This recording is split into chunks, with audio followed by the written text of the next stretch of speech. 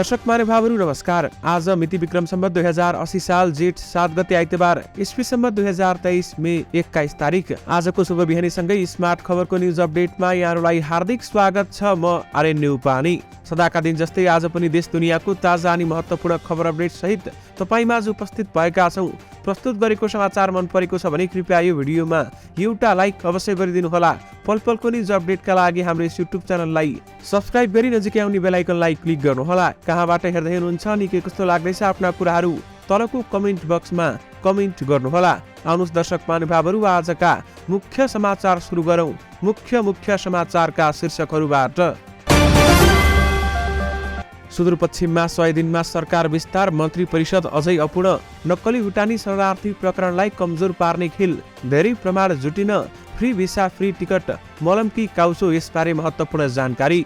नक्कली भुटानी शरणार्थी अनुसन्धानमा अमेरिकाले चासो राख्नु स्वाभाविक हो भन्दै प्रधानमन्त्री प्रचण्डको भनाई। अर्थ समितिमा राष्ट्रिय स्वतन्त्र पार्टीका सांसद श्रेष्ठ र अर्थमन्त्रीबीच भनाभन। सुदूरपश्चिममा एमाले गर्यो प्रदेश सभा घेराउ। एकीकृत समाजवादीका सचिव र पूर्व राज्य मन्त्री एमाले फर्किए। पोल्यान्ड लैजाने भन्दै होटलमा बोलाउने 2 जना पक्राउ। नक्कली शरणार्थी प्रकरण, पक्राउ परेकाहरूलाई 4 कसुरमा मुद्दा चलाउनु पर्ने प्रहरीको निष्कर्ष। सरकारको नीति तथा कार्यक्रम बेकारको पुलिन्दा भन्दै नेकपा एमालेका अध्यक्ष केपी ओलीको भनाई। माओवादी मन्त्रीहरू त्यति धेरै बदनाम छैनन् भन्दै सरकारकी प्रवक्ता सूचना तथा सञ्चार प्रविधि मन्त्री रेखा शर्माको भनाई। नयाँ रेकर्ड बनाउने गरी भारत भ्रमणको तयारी भइरहेको छ भन्दै प्रधानमन्त्री प्रचण्डले भने। एउटा व्यक्ति र व्यवसायको फाइदाका लागि काम नगर्ने अर्थमन्त्री डाक्टर प्रकाश शरण महतको धारणा। भोइस किड्स सिजन 2 को उपाधि स्पदन सुब्बालाई माधव नेपालको पार्टी अब चल्नै सक्दैन भन्दै शङ्कर पोखरेलले भने। धनगढीकी डाक्टर प्रसन्ना शाहको मृत्यु प्रकरण, 2 जना प्रहरीको नियन्त्रणमा। जनकपुरबाट काठमाडौँ उड्न लागेको बुद्ध एयरको जहाजमा यात्रुले मुसा देखेपछि भयो ठूलो हंगामा। लामो रस्साकसीपछि सुदूरपश्चिमको मन्त्रीमण्डल विस्तार, अझै एक मन्त्रालय रिक्त। नक्कली भुटानी शरणार्थी प्रकरण, शमशेर र टेकनाथको बयान जारी। नक्कली भुटानी शरणार्थी प्रकरणको प्रहरी अनुसन्धान सकियो, अब पालो सरकारी वकिलको। पोल्यान्ड लैजाने भन्दै टिकटकमा विज्ञापन। होटल मेरिएटमा पक्राउ परे 2 विदेशी नागरिक। नक्कली शरणार्थी प्रकरण, प्रहरीले आज राईसहितको प्रतिवेदन बुझाउने। मोटरसाइकल पल्टिएर घाइते भएकालाई उठाउन जाँदा उल्टै कुटिए ट्राफिक प्रहरी। कर्मचारीकै मिलेमतोमा एभरेस्ट बैंकबाट 1.5 करोड गायब पारियो। नक्कली शरणार्थी प्रकरण, प्रमाण नजुटेका व्यक्तिलाई पछि अभियोग लगाइने गरी अभियोग पत्र तयार हुँदै अमेरिकी प्रतिवेदनले नेपालमा तरङ्ग। हिन्दू राष्ट्र समर्थकलाई भाजपाले पैसा दिन्छ त, यसबारे महत्त्वपूर्ण जानकारी। संसदीय सुनवाई समिति नहुँदा रोकियो प्रधान न्यायाधीश नियुक्ति। शरणार्थी प्रकरणमा शेरबहादुर देउबा र केपी ओलीको प्रत्यक्ष परोक्ष संलग्नता छ भन्दै लगाइयो आरोप। शाखा प्रबन्धकै योजनामा बचतकर्ताको 1.5 करोड रुपैयाँ गायब। आरजु राणादेखि राईसम्म पुग्न केले रोक्यो प्रहरीलाई, यसबारे महत्त्वपूर्ण जानकारी। दोहोरो दबावमा शेरबहादुर देउबा, पार्टी र सरकारमा आफ्नै कारण, संसदमा विपक्षको कारण। नक्कली भुटानी शरणार्थी प्रकरणमा केपी ओली र शेरबहादुर देउबा पानी माथिको भानो। प्रधानमन्त्री प्रचण्डको भारत भ्रमण जेठ 17 गतेदेखि हुने।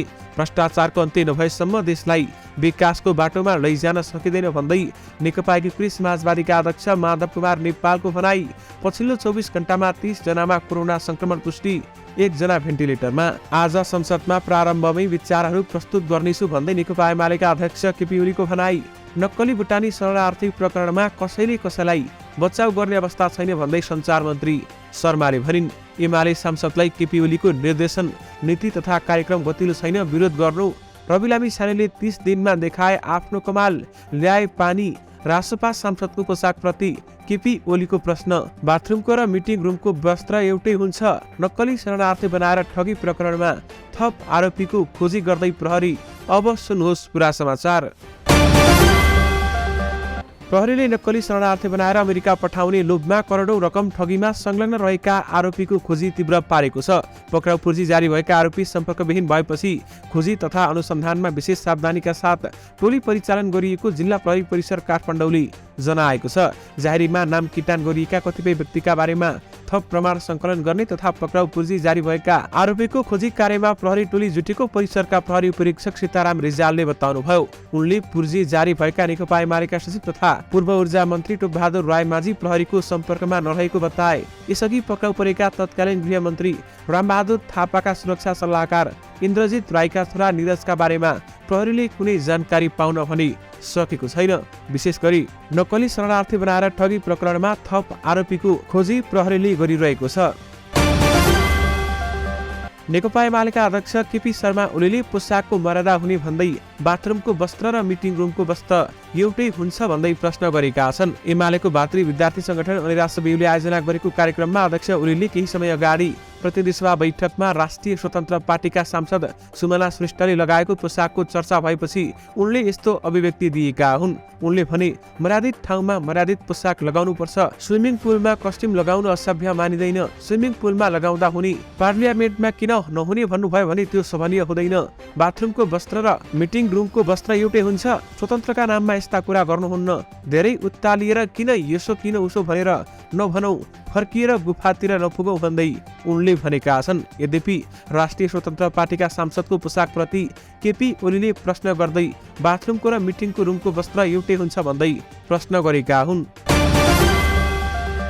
वैशाखको पहिलो साताबाटै नेपाली नागरिकलाई नक्कली भुटानी शरणार्थी बनाएर अमेरिका लैजाने भन्दै ठगी गरेको विषयले ठूलो चर्चा पाएको भए पनि प्रहरीले प्रमाणित गर्ने पर्याप्त आधार प्रमाण पनि पुर्याउन कठिन देखिएको छ। पक्राउ परेका बिचौलियाको बयान, केही एसएमएस, केही नसाटिएका चेकको फोटोकपी र बैंक स्टेटमेन्ट बाहेक अन्य प्रमाणहरू फेला नपरेको प्रहरी अधिकृतहरूले बताएका छन्। प्रहरीले पीडितहरूको बयान, उजुरी र बिचौलियाले दिएको बयान र बिचौलियाहरूबाट बरामद भएका केही टिपोटलाई आधार मानेर अनुसन्धान आवेदन सरकारी वकिलको कार्यालयलाई पठाउने तयारी गरेको छ। यो प्रकरणमा संलग्नता पाइएकाहरूमाथि झण्डै 5 कसुर आकर्षित हुन सक्ने अनुसन्धान अधिकृतहरूले बताए पनि उनीहरूलाई ठोस प्रमाण सहित मुद्दा बुझाउन पीडितको बयान र बिचौलियाको बयानलाई मुख्य आधार मानिएको छ। यद्यपि नक्कली भुटानी शरणार्थी प्रकरणलाई कमजोर पार्ने खेल भएको छ भने धेरै प्रमाणहरू समेत नजुटेको बताइएको छ। अर्थ समितिको बैठकमा अर्थमन्त्री डाक्टर प्रकाश शरण महत र राष्ट्रिय स्वतन्त्र पार्टीका सांसद विराज भक्त श्रेष्ठबीच भनाभन भएको छ। सांसद श्रेष्ठले बोल्ने क्रममा पुराना कुराहरू दोहोर्याउने भन्दै अर्थमन्त्रीले जिज्ञासा मात्रै राख्नु भनेपछि दुई बीच भनाभन भएको हो। समितिको बैठकमा बोल्ने क्रममा सांसद श्रेष्ठले डाँडाको टुप्पोमा भ्यू टावर कस्तो बेवकुफ भनेपछि मन्त्री महतले पुराना कुराहरू नदोहोर्याउन अर्थतन्त्र र बजेटको बारेमा जिज्ञासा राख्न आग्रह गरेका थिए। सांसद श्रेष्ठले आफ्ना भनाइ राख्दा मन्त्री महतले पनि आफूले कुरा बुझिसकेको भन्दै श्रेष्ठले रोक्न खोजेका थिए। सांसद श्रेष्ठले पनि मन्त्री महतलाई हतार नगर्न र आफ्नो कुरा सुन्न आग्रह गरेका थिए। सांसद श्रेष्ठले मन्त्रीहरूको समितिको बैठकमा आउँदा हतार गर्न नहुने भन्दै हतार भई जानुहोस् भन्दै असहमति प्रकट समेत गरेका थिए। त्यसपछि उहाँहरूबीच केही समय भनाभन भएको थियो। नेकपा एमालेका अध्यक्ष केपी शर्मा ओलीले सरकारको नीति तथा कार्यक्रमलाई देशलाई निर्देशन गर्न नसक्ने बताएका छन्। आज एमाले संसदीय दलको बैठकलाई सम्बोधन गर्दै संसदमा प्रस्तुत भएको सरकारको आगामी आर्थिक वर्ष 2080-81 को नीति तथा कार्यक्रम अस्पष्ट, अन्यलग्रस्त र दिशाहीन भएको बताएका छन्। यो एउटा बेकारको पुलिन्दा हो।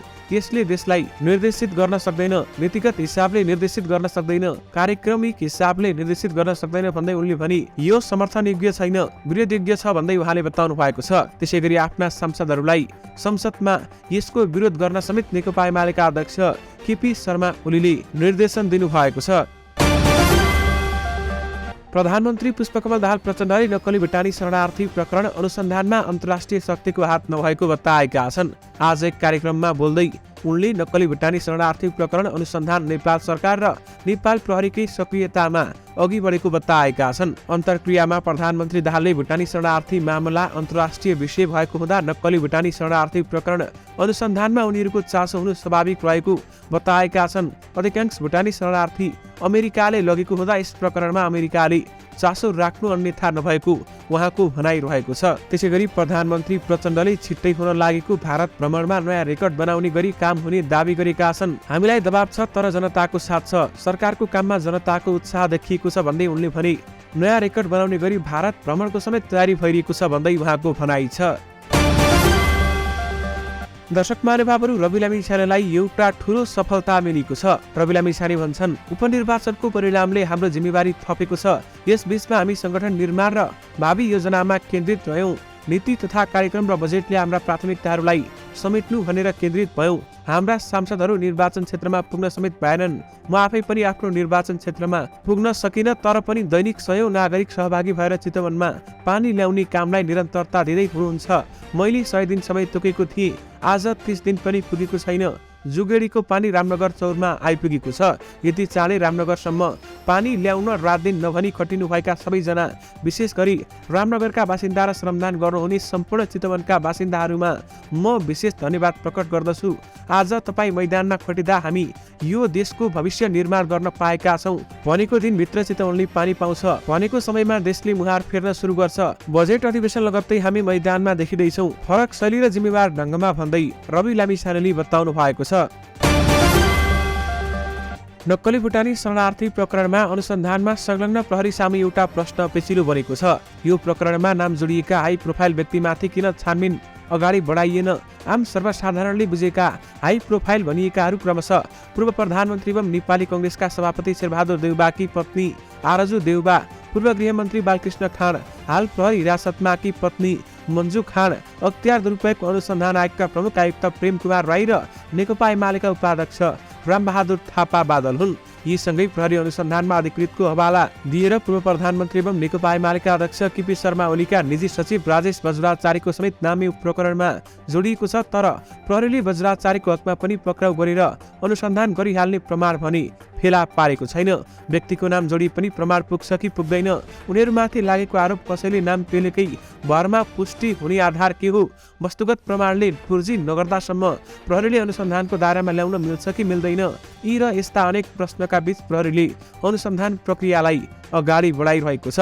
दर्शक महानुभावहरू, करोडौं रुपैयाँ हिनामिना भएको अथवा लेनदेन भएको प्रमाण भने भेटिएको छ। यद्यपि यसबारेमा थप प्रमाण नभएका कारण आरजुदेखि राईसम्म पुग्न प्रहरीलाई रोकिएको समेत बताइएको छ। यसबारेमा थप प्रमाण आउने बित्तिकै अनुसन्धान अगाडि बढाइने प्रहरीले बताउँदै आएको छ। बाँकेमा एक ट्राफिक प्रहरी ड्युटीमै कुटिएका छन्। नेपालगञ्ज नगरपालिका 17 परस्पुरमा ट्राफिक चेकिङमा खटिएका प्रहरी सहायक निरीक्षक जङ्गबहादुर बस्नेत ड्युटी स्थलमै कुटिएका हुन्। आफूमाथि स्थानीय युवाहरूले कुटपिट गरेको बस्नेतले बताएका छन्। बस्नेत सहकर्मीको टोलीसहित सवारी चेकिङका लागि शुक्रबार अपराह्न 3:30 बजे परस्पुर पुगेका थिए। उनका अनुसार 5 बजेसम्म चेकिङ गरिसकेपछि कार्यालय फर्कने लाग्दा भे 11-12-55 नम्बरको बुलेट मोटरसाइकल हुर्किँदै आयो। मोटरसाइकलमा थिए स्थानीय मेराज शेख। हेलमेट बिना मोटरसाइकल कुदाइरहेका मेराजले अगाडि ट्राफिक चेकिङ भइरहेको देखेपछि हतार मोटरसाइकल फर्काएर तीव्र गतिमा कुदाए। कारबाहीमा पर्ने डरले भागेका शेख मोटरसाइकल नियन्त्रणमा लिन नसकेपछि केही पर पुगेपछि सडकमै पल्टिएर घाइते भए। दुर्घटना भएको देखेपछि बस्नेत सहितको टोली उद्धारका लागि मेराज लडेको स्थानमा पुगे।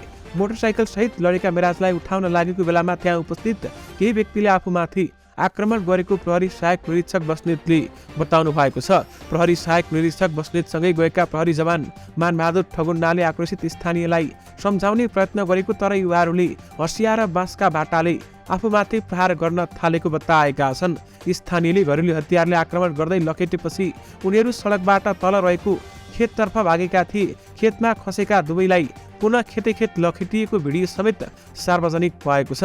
दर्शक महानुभावहरू, यसबारेमा तपाईँहरूको धारणा के छ? हामीलाई यो भिडियोको कमेन्ट बक्स मार्फत बताउन भने नबिर्सनुहोला। बचतकर्ताले बैंकमा राखेको 1.5 करोड रुपैयाँ चोरी गरेको अभियोगमा एभरेस्ट बैंक इटहरीका शाखा प्रबन्धक सहित 9 जना पक्राउ परेका छन्। सुनसरी प्रहरीका अनुसार प्रबन्धक विश्वराज साके सहित 9 जनालाई बचतकर्ताको 1,50,23,434 रुपैयाँ चोरी गरेको अभियोगमा पक्राउ गरिएको हो। सर्वसाधारणको खाताबाटै रकम चोरी भएपछि प्रबन्धकको मिलोमतो हुन सक्ने देखिएको सुनसरी प्रहरीका प्रवक्ता डीएसपी राजकुमार राईले जानकारी दिनुभएको छ। 33 जना बचतकर्ताको खाताबाट रकम चोरी भएपछि प्रहरीले बैंकको इटहरी शाखा प्रबन्धक सिन्धुपाल्चोक 12 विषय 8 घर भएका 42 वर्षीय साक्य सहित 9 जनालाई पक्राउ गरेको हो। उनीहरूमध्ये 7 जना बैंकका कर्मचारी हुन्। विशेष गरी कर्मचारीकै मिलोमतोमा एभरेस्ट बैंकबाट 1.5 करोड गायब पारिएको छ। नक्कली भुटानी शरणार्थी प्रकरणमा अहिलेसम्म 16 जना पक्राउ परेका छन् भने प्रहरीले पक्राउ पुर्जी जारी गरेका 2 जना फरार रहेका छन्। नक्कली भुटानी शरणार्थी प्रकरणमा पूर्व गृहमन्त्री बालकृष्ण खाँड, पूर्व ऊर्जा मन्त्री टोपबहादुर राय माझी, नेपाल सरकारका सचिव टेकनारायण पाण्डे, पूर्व गृहमन्त्री रामबहादुर थापा बादलका प्रमुख सुरक्षा सल्लाहकार इन्द्रजित राई, हज समितिका अध्यक्ष शमशेर मिया लगायत उच्च पदस्थ अधिकारीहरू पक्राउ परेका छन्। उनीहरूको मुद्दाको अनुसन्धान प्रहरीले आज टुङ्ग्याउने भएको छ। प्रहरीले उनीहरूको बयान आज पनि राखेको छ। आज बयान सकेर आज राईसहितको प्रतिवेदन अदालतमा दायर गर्ने तयारीमा प्रहरी रहेको छ। संगठित अपराधमा अनुसन्धानका लागि हदम्याद 60 दिनको रहेको हुन्छ। सोही अनुसार प्रहरीले आगामी जेठ यानि कि 10 गतेभित्र मुद्दा दायर गरिसक्नुपर्ने हुन्छ र नक्कली शरणार्थी प्रकरणमा आज राईसहितको प्रतिवेदन बुझाउने तयारी गरिएको छ। रोजगारीका लागि पोल्यान्ड लैजाने भन्दै ठगी गरेको आरोपमा काठमाडौँमा 2 विदेशी नागरिक पक्राउ परेका छन्। पोल्यान्डमा रोजगारीको राम्रो अवसर रहेको भन्दै टिकटकमा विज्ञापन देखेपछि शनिबार काठमाडौँको मेरियट होटलमा धेरै सर्वसाधारण अन्तर्वार्ताका लागि पुगेका थिए। तर अन्तर्वार्ता नलिएको भन्दै होटल परिसरमा होहल्ला भएपछि प्रहरी टोली पुगेको थियो। त्यसपछि 2 जना विदेशी नागरिकलाई पक्राउ गरिएको जिल्ला प्रहरी परिसर काठमाडौँका प्रवक्ता एसपी सीताराम रिजालले जानकारी दिनुभएको छ। पोल्यान्ड लगिदिने भन्दै अन्तर्वार्ताको लागि मेरियट होटलमा बोलाइएको रहेछ। केही व्यक्तिहरूलाई हामीसँग कुनै पनि स्वीकृत पनि लिएका थिएनन् उनले भने। टिकटक व्हाट्सएप एप मार्फत बोलाइएको रहेछ। मानिसहरू पनि थुप्रै जम्मा भएका थिए। त्यस्तो खबर पाएपछि हाम्रो टोली गएर 2 जना विदेशी नागरिकलाई पक्राउ गरेका छौं भन्दै प्रहरीले बताएको छ। पक्राउ पर्नेहरूमा पोल्यान्डका नागरिक एलेग फेडोसिक र दुबईका र्याट फियागोसिक रहेको विभागका शाखा अधिकृत धर्मराज लम्सालले जानकारी दिनुभएको छ। सञ्चार तथा सूचना प्रविधि मन्त्री रेखा शर्माले माओवादी केन्द्रबाट मन्त्री भएकाहरूले राम्रो काम गरेको र त्यति धेरै बदनाम नभएको बताएकी छन्। प्रेस सेन्टरको प्रतिष्ठान प्रदेश समितिले काठमाडौँमा आयोजना गरेको कार्यक्रममा उनले विगतको र अहिलेको सरकारमा माओवादी मन्त्रीहरूले राम्रो काम गरेको दावी गरेकी हुन्। त्यसैगरी सञ्चार मन्त्री रेखा शर्माले नक्कली भुटानी शरणार्थी प्रकरणमा कसैले कसैलाई पनि बचाउ गर्न सक्ने अवस्था नरहेको बताएकी छन्। नेपाल सरकारका प्रवक्ता समेत रहेकी उनले आफै भित्र त्यो देखिए पनि त्यसलाई कारबाही गरेर अघि बढ्ने संकल्प लिएको स्पष्ट पारिन्। सरकारले राम्रो कामको सुरुवात गरिरहेको दावी समेत उनले गरेकी छन्। सुदूरपश्चिममा मुख्यमन्त्री कमल बहादुर शाहले सरकारको नेतृत्व सम्हालेको 101औं दिनमा मन्त्री परिषद विस्तार गरेका छन्। शाहले माओवादी केन्द्रबाट 2 जना मन्त्री र 1 राज्य मन्त्री तयार पारेका छन् र नेपाली कांग्रेसबाट 1 जना मन्त्री नियुक्त गर्दै सरकार विस्तार गरेका हुन्। यद्यपि उनको मन्त्री परिषदले अझै पूर्णता पाउन भने सकेको छैन। 26 माघमा 2079 मा मुख्यमन्त्री नियुक्त भएका शाहले 27 माघमा कांग्रेसका प्रकाश बहादुर देउबा र नेकपा एकीकृत समाजवादीका नरेश शाहीलाई मन्त्री बनाएका थिए। नेपाल सरकारले 2072 सालबाट खाडीका 6 वटा देश Bahrain, Kuwait, Oman, Qatar, Saudi Arabia र संयुक्त अरब इमिरेट्स र मलेसियाका लागि फ्री भिसा फ्री टिकटको नीति अवलम्बन गरेको हो। जस अनुसार श्रमिकको हवाई टिकट र भर्ना बापतको खर्च रोजगारदाताले बेहोर्नु पर्नेछ। रोजगारदाताले सेवा शुल्क उपलब्ध नगराएको अवस्थामा व्यवसायीले प्रति श्रमिक अधिकतम 10,000 रुपियाँ लिन पाउँछन्। श्रमिकलाई राहत हुने भनी पनि यस नीतिको प्रभावकारी कार्यान्वयन हुन नसकेको र श्रमिकहरूले चर्को शुल्क बुझाउनु परेको कुरा राष्ट्रिय मानव अधिकार आयोग, एमनेस्टी इन्टरनेसनल लगायतले गरेका अध्ययनले देखाएका छन्। दर्शक महानुभावहरू, फ्री भिसा फ्री टिकट मलम भन्दा पनि काउसो भएको बताइएको छ। एकीकृत समाजवादीका केन्द्रीय सचिव भागवत विश्वासी, पूर्व मन्त्री हिराचन्द्र केसी र बाङ जिल्लाका कमिटीका केही पदाधिकारी नेकपा एमालेमा फर्किएका छन्। तुलसीपुरमा आयोजित कार्यक्रममा एमाले महासचिव शंकर पोखरेलले उनीहरूलाई एमालेमा स्वागत गरेका छन्। एकीकृत समाजवादीका सचिव विश्वासिनी, केन्द्रीय सदस्य एवं पूर्व स्वास्थ्य राज्य मन्त्री हिराचन्द्र केसी, केन्द्रीय सदस्य शारदा स्वर्णकार, लुम्बिनी प्रदेशका सदस्य अमित शर्मा, दाङ जिल्लाका अध्यक्ष सुरामणि बेलबासे र उपाध्यक्ष चुडबहादुर वली र सचिव दिल्ली डाँगी सहितका नेताहरू एमालेमा फर्किएका हुन्। त्यसैगरी नेकपा एमालेका महासचिव शंकर पोखरेलले नेकपा एकीकृत समाजवादी पार्टी अब नचल्ने समेत बताएका छन्। जनकपुरबाट काठमाडौँ उड्न लागेको बुद्ध एयरको जहाजमा यात्रुले मुसा देखेपछि उडान स्थगित गरिएको छ। शनिबार बिहान 9:15 बजे काठमाडौँ उड्न लागेको जहाजमा यात्रुले मुसा देखेपछि उडान रोकिएको नेपाल नागरिक उड्डयन प्राधिकरणका प्रवक्ता जगन्नाथ निरौलाले जानकारी दिनुभएको हो। उक्त जहाजमा 8:30 बजे जनकपुरमा पुगिसकेको थियो, तर जहाज काठमाडौँको लागि उड्ने बेलामा यात्रुले मुसा देखेको प्रवक्ता निरौलाले बताए। उक्त जहाजमा 49 जना यात्रु बोर्डिङ भइसकेका थिए। काठमाडौँबाटै उडेको जहाज थियो। त्यहाँबाट यात्रु बोकेर काठमाडौँ आउन लागेको थियो। यात्रुहरू बसिसकेका थिए। त्यति बेलामा यात्रुले मुसा देखेछन् भन्दै उनले भने। जहाजमा मुसा देखिएको खबर पाएपछि काठमाडौँबाट इन्जिनियरको टोली जनकपुर जाने तयारीमा थियो। इन्जिनियरले जनकपुरको जहाज परीक्षण गरेर मात्रै उडान गरिने समेत बताएका छन्। नक्कली भुटानी शरणार्थी प्रकरणमा पक्राउ परेका गृह मन्त्रालय अन्तर्गत हज समितिका अध्यक्ष शमशेर मिया र शरणार्थी नेता टेकनाथ रिजालको बयान जारी छ। आज उनीहरू दुवैजनाको छुट्टा छुट्टै सरकारी वकिलको कार्यालयमा काठमाडौँमा बयान भइरहेको सह न्यायाधीश वक्ता अच्युत मणि न्यौपानेले बताउनुभयो। दुवैजनाको बयान जारी छ। करिब 1 घण्टादेखि छुट्टा-छुट्टै बयान भइरहेको छ भन्दै उहाँले बताउनुभयो। समितिका अध्यक्ष मिया र भुटानी शरणार्थीका नेता टेकनाथलाई प्रहरीले बिहीबार पक्राउ गरेको थियो। त्यही दिन उनीहरूलाई म्यादथप गरी अनुसन्धान अगाडि बढाइएको थियो। प्रहरीले उनीहरूको संलग्नता देखेपछि पक्राउ गरेको हो। यद्यपि हज कमिटीका अध्यक्ष शमशेर मिया र भुटानी शरणार्थी नेता टेकनाथ रिजालको बयान धेरै समय गरेपछि सकिएको छ। नक्कली भुटानी शरणार्थीको पहिलो चरणको प्रहरी अनुसन्धान सकिएको हो। अब भने सरकारी वकिलको पालो रहेको छ। संघीय संसद अन्तर्देशीय प्रतिनिधि सभा र राष्ट्रिय सभाका सदस्यहरू सम्मिलित भई बन्ने संयुक्त समिति गठनमा ढिलाइ हुँदा राज्यका महत्त्वपूर्ण कामकारबाही प्रभावित भइरहेको छ। संसदीय सुनवाई समिति र राज्यका निर्देशक सिद्धान्त नीति र दायित्वको कार्यान्वयन अनुगमन तथा मूल्याङ्कन समिति गरी 2 समिति संयुक्त समितिको रूपमा रहेका छन्। यी 2 समिति मध्ये संसदीय सुनवाई समिति गठन नहुँदा सर्वोच्च अदालतका लागि प्रधान न्यायाधीशका लागि सिफारिस भएका कायम मुकायम प्रधान न्यायाधीश हरिकृष्ण कार्कीमाथि संसदीय सुनवाई हुन भने सकेको छैन। यद्यपि संसदीय सुनवाई समिति नहुँदा प्रधान न्यायाधीशको नियुक्ति रोकिएको छ।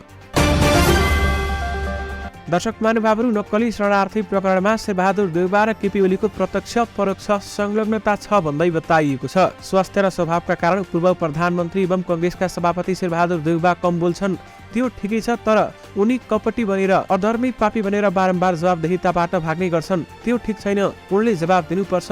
पदमा बस्ने तर दायित्वबाट भाग्ने प्रवृत्ति नै भ्रष्टाचार हो।